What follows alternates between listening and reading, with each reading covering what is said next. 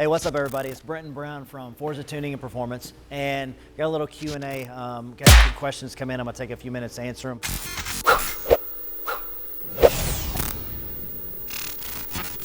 So I'll read out who asked it, and then I'll read the question.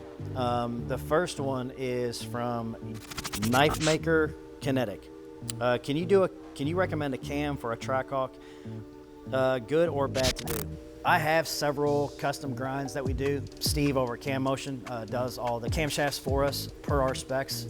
You know, yes, you can put a cam in a Trackhawk or in a Hellcat or whatever. I typically don't really recommend it for the most part, strictly because what you're gonna gain in power versus what it's gonna cost you. Putting a cam in a Hemi is a lot more than like an LS motor. The parts are more expensive. It is fairly labor intensive. You know, whether you're going to upgrade the lifters or not. Yeah, we use Johnson lifters, which aren't cheap.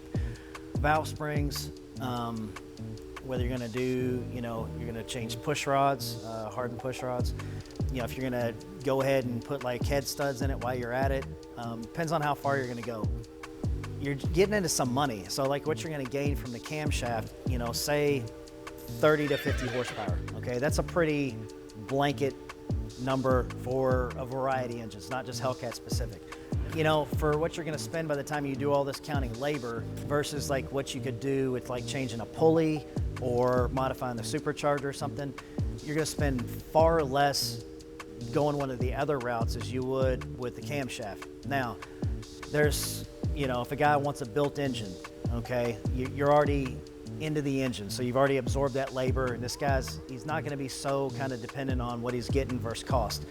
So once you start getting like money's not really one of your deciding factors, it's a little bit different, but that's not common for most people. If you had to pull the engine out for something, yeah, it would make sense to put a cam in there because you're just talking about the cost of the parts. If you're strictly paying all the parts and labor just to change the cam when you haven't done pulleys or some of the simpler stuff yet, I don't think that's the smartest use of money. The flip side of that is everybody wants the camshaft sound, which is cool. The Hemis don't sound quite as lopey as like the LS motors and stuff that you hear. If you're still gonna have a camshaft that's properly spec'd for a positive displacement supercharged engine. If you put some huge lopey NA cam in there, you're going to lose a lot of torque and stuff off the bottom end. You don't want to do that. And you're also going to get in, if it's a Trackhawk or any car that's an automatic, you're going to have a torque converter.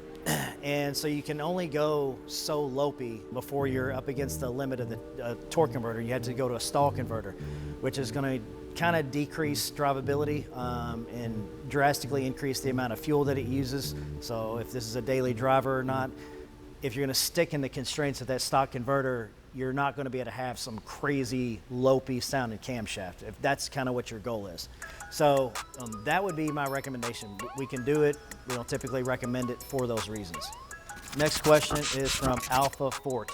Please allow me possibly unrelated question. I understand the active suspension magnetic ride is factory stuff and has undergone intensive research and testing, not to mention expensive R&D. I assume the active suspension is infinitely adjustable and programmable. Does this mean it is technically superior to the best aftermarket coilover option? Is the factory active system programmable by aftermarket enthusiasts? Most of all, is there an active type of system available on the market today for custom settings? Okay, so there's a few questions in here. Let me try to tackle these one at a time. So the factory adaptive ride, it's not infinitely adjustable. It's you basically have 3 settings. So it's all tied into the entire, like, it's not just suspension, it's brakes and transmission shifting, and it kind of all maps together, and you basically got 3 separate settings for like suspension. So you've got track, sport, and street. As far as suspension goes, okay, so I'm not talking about traction control, ABS, anything else. We're just talking about struts or coilovers or whatever. You basically have 3 settings, so far from infinite. And you actually have no control at all past those 3 settings. You've got track, which is track meaning like road course track, not drag strip track. So it's actually, the suspension is the stiffest. You have street, which is the softest, okay? So it's kind of more like, you know, Grandpa's Cadillac, kind of floating around, you know? And then you've got sport, which is in the middle. So if you were, you know, a Hellcat's not really a track car specifically in the sense of a road course. You can do it, it's not ideal, it's heavy. On a drag strip, you're better off with the traction, or for the suspension in street, the softest. The Achilles heel of this car is obviously the traction or lack thereof. So the softest suspension setting is gonna let the weight transfer over top the back wheels when you're leaving the line at the drag strip. So street is gonna actually be the best suspension setting at the drag strip for the most amount of traction. So no, it's not infinitely adjustable. Is it good? Yes, for a stock suspension setup, it's very good. Is it very versatile? Yes, extremely. The difference between the track and the street setting is night and day. You can take it out on, especially if you find like a road or a street that's kind of like bumpy, and you go from track to street, it's dramatic how much it changes. So for a street vehicle or stock vehicle, it's phenomenal. It does give you a lot of control where most cars don't give you any. So not taking anything away from it. And the magnetic ride technology, it's been out for a while and it works, it's very good. That's what it uses to make the viscosity of the fluid thicker or thinner. So that changes the valving and the strut. Something that versatile is not going to be the best at any one thing. Okay, it can be pretty good at a lot of things, but it can't be the best at one thing. So the suspension setup, like on the 4-link, are coilovers, are dual adjustable, and those are going to give you infinite control. Okay, and it's going to let you tune those specifically to get that car off the line at the track. So you've broadened what they can do a lot. You've really narrowed it down to being the best that they can be at one thing. So do they drive fine on the street? Yes, they drive fine. It's just you can tailor those real quickly to be better than the stock struts at the drag strip.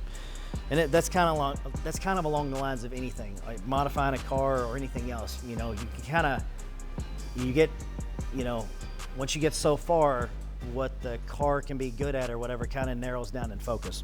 And when I say aftermarket coilover systems, there's a lot of aftermarket coilover systems. I personally don't have experience with every one of them, only a few of them. I would not change the factory struts on the car to an aftermarket coilover unless I was doing a 4-link. I think the stock stuff is really good. Some of the other stuff, I just don't think that the quality is there. Like the stock stuff, you know, I'll see it and after a few years it leaks, and I can't really see any drastic improvement on it. I think it's kind of more like, I don't know, show and go. You know, so the stuff we put on for the 4-link is strictly for the drag strip and for traction.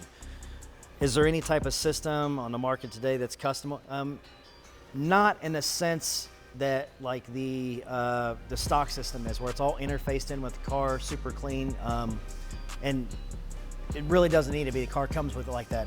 The stuff we put on for the coilover is adjustable. It's got 2 knobs that are easy to access, and it gives you, adjustment of the shock or strut when it's being pulled out and when it comes back in. So you can adjust the rate either one. And then you can also adjust spring rates. You put different springs on there, spring height, a multitude of things. So hopefully that answers your question. This question is from 6.2 liter Hemi Power. Makes perfect sense for drag racing. My question is, what are the average times increased to? Ballpark number. Example, stock suspension Hellcat runs around 10.8 to 11 with this upgrade. Will the same car dip into the 10.2, 10.3 range with identical power levels? I have not put a 4-link on a bone stock car, but I can tell you it's not going to go from like almost a full second faster. And where this is really going to shine is not the actual time slip for the entire quarter mile. It's going to be the 60-foot time.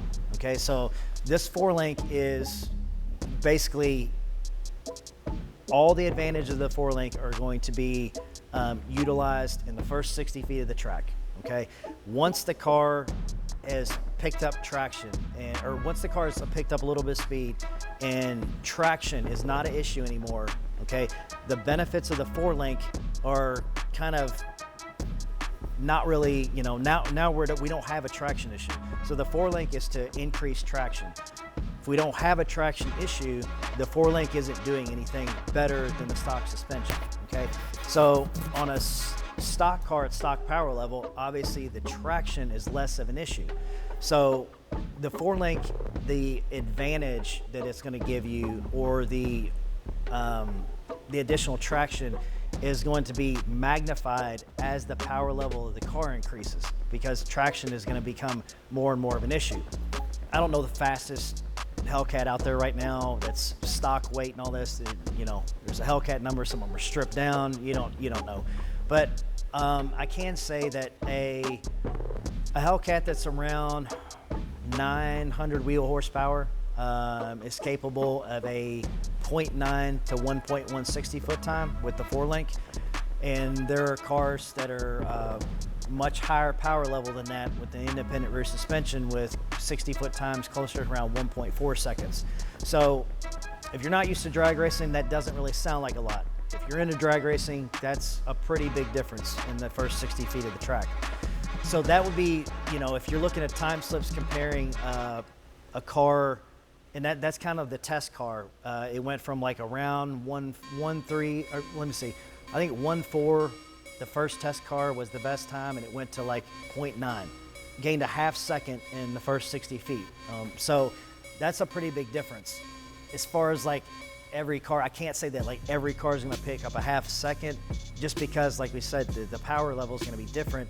So this is going to not be like a linear change. It's going to kind of be, you know, compounded based off the power level of the car and the wheels and tires and a multitude of things. So it's a little bit harder to answer that straightforward.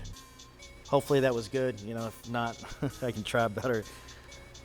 And the last question is from Adolfo Gonzalez. Always excellent info from your videos. One question I have though is that I have the rear strut bar from Mopar on my Challenger Hellcat. Will it still work with your 4-link, and does it add any benefit if it does work? Yes, you can still run it. The 4-link is completely underneath the car. There's nothing going on at the top, so you can still run that. Will it benefit? I don't know. You know, I don't think it's going to hurt anything. You know, I think most of the strut bars are kind of more or less kind of gimmicky for show.